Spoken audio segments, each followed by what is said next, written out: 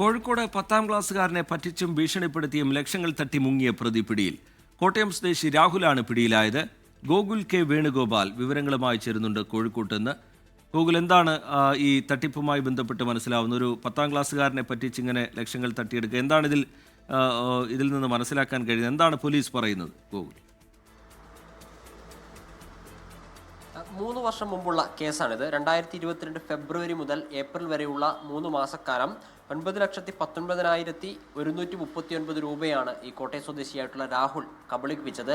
ഇയാൾ കോഴിക്കോട് പേരാമ്പ്രയിൽ അയാളുടെ പിതാവിൻ്റെ പെട്രോൾ പമ്പുണ്ട്, അവിടെ പണിയെടുക്കുന്ന സമയത്ത് തന്നെ ട്യൂഷൻ എടുക്കാൻ വന്നിരുന്നു. ഇങ്ങനെ ട്യൂഷൻ എടുക്കാൻ വന്ന വിദ്യാർത്ഥിയിൽ നിന്നാണ് 10 ലക്ഷത്തോളം രൂപ ഇയാൾ കബളിപ്പിച്ചത്.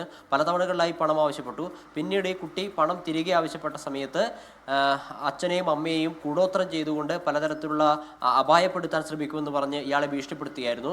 ഈ അച്ഛൻ്റെയും അമ്മയുടെയും അക്കൗണ്ടിൽ നിന്ന് ഗൂഗിൾ പേ ഉപയോഗിച്ചിട്ടായിരുന്നു പണം അയച്ചു കൊടുത്തുകൊണ്ടിരുന്നത്. പിന്നീട് അച്ഛനും അമ്മയും വിഷയം അന്വേഷിച്ച സമയത്താണ് കുട്ടി കാര്യങ്ങൾ തുറന്നു പറഞ്ഞത്. പിന്നീട് പേരാമ്പ്ര പോലീസിൽ പരാതി നൽകി.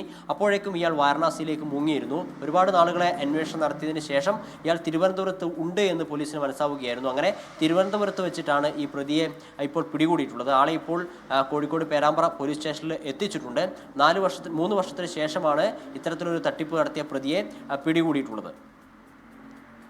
ശരി, ഗോകുൽ കെ വേണുഗോപാൽ കോഴിക്കോട്ട് നിന്ന് വിവരങ്ങൾ പങ്കുവയ്ക്കുകയായിരുന്നു.